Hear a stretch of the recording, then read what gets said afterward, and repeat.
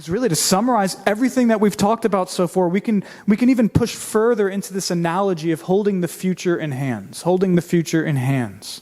Because if verses 13 and 14, what they're basically saying, James is saying that your life, your future is not in your hands.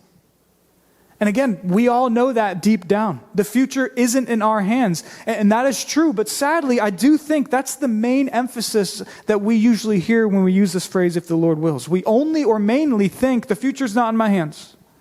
But the point is, actually, that's not all or mainly that the Bible is saying here. Rather, the comforting and life-giving thing is that, yes, our futures are not in our hands, church. Our futures are not in our hands. 2023 is not in your hands. But also, once we realize that our hands are empty and that we can't grasp our futures, it's not as if our futures are floating around in some vast chaos of uncertainty.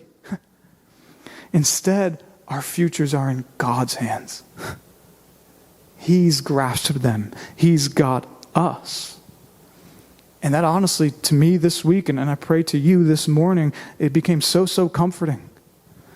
Because I don't know what 2023 will bring. I don't know what even my life for the future will bring, and neither do you. I'm not in control, and I'm in way less control than I think sometimes. The future's not in my hands. But again, the Bible calls us to think and say, if the Lord wills, because I hope you know the future is in God's hands.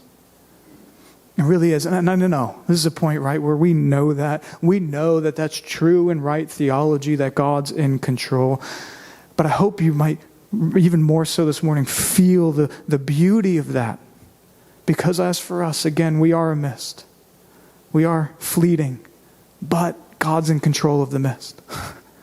And especially for those of us in Christ, we can know God has shown His love for me. He is so for me, and He's got my future. That is the underlying reality that James is getting at here. And that's why this passage is convicting, absolutely. But if this passage is convicting to us, if we're wounded here, it's only so that we may be further healed and whole. And so that's this paragraph here. And that's what James is getting at with this idea of if the Lord wills. And for us, that's why we ought to think, but it's also why we should really have the privilege of thinking if the Lord wills. Because applying this now, before we move on most clearly, just to you or in my life, really. If you're struggling with this, just really ask yourself, who else would I rather actually be in total control of 2023? Or in total control of my whole life to come? Would I really want myself to be in control?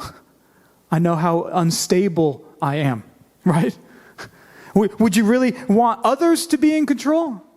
We know how others just totally let us down. Would you want chance or luck to be the one that's in control? No, of course not. No one does. And that's why relying on any of those things will always ultimately lead to instability, uncertainty, fear, and especially it will lead to this feeling that you need to control and prove yourself by what you do in the future. But in a relationship with God, with the living God, it is different. Because again, if the Lord wills means He's got the future. It means He's good and in control. It means that we are secure in Christ, and so our futures are in good hands because God's got them.